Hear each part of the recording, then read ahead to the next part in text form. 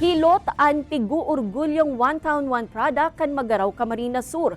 Alagad ngunya na modernong panahon, papaano daw ini pigpepreserbar? Mga hovenas sa banwaan pigtutok doang maghilot na parte tanganing maipadagos an piguorgulyong kultura kan banwaan. Uyan istorya ni Chris Novello. Pag sinabing Magaraw, Basta hilot sa Magaraw! Kung may makulog ang hawak ning huli sa lapo o sprain o kaya naman naipitan in ugat sa Camarines Sur, alam na this, ang kadalasang destination, Banwaanin Magaraw.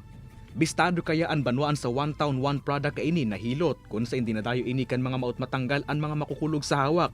Alagad sa ibong kan pagluluwasan kan man iba-ibang massage style, papaano daw na pepreserbar ang pig-orgulyong kultura kan banwaan. Susog sa Tourism Office kan Banwaan, buhay na buhay pasubuot ang hilot tradition sa lugar. Sa katunayan, kaya na kaini makipagsabayan sa iba pang massage style sa pagliis kan panahon na may giyan nin mga eksperto.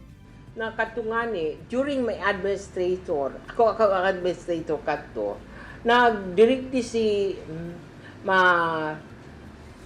doktor na gusto ninda ipahiling talaga itong anatomy kang human being. Kaya nag-seminar sinda ng 3 days, ang gabos ng mga parahilot, ang pig-seminar certificate niya o diyan nakakan anatomy and physiology. The part and function of the bone.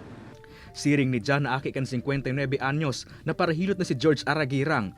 Pang-8 henerasyon na subot si John sa naghihilot sa pamilya. 5 anyos pa sa nasubot siya kan enot na matukdoanin paghilot na mautman subot niyang maipasa sa iyang mga aki in the near future. Iya po, generation to generation po. Sa katunayan, susog sa LGU, pigtutukto na subot sa mga eskwelahan sa Banwaan ang paghilot. Pig kuya ninda, pig integrate sa education ang paghilot. Pig kuya niyan, through immersion, sinda nakipag-collaborate sa paghilot. Apuera kaini, dayman subot natatapos ang pagtabang kan LGU sa grupo nin mga hilot sa Banwaan. Nganing padagos na magdana isin mapreserbar ang tradisyon na nagtatanggal aray sa mga makukulog ang hawak. Kay banan si Carlo Abunita, Chris Novello, Balitang Bicolandia.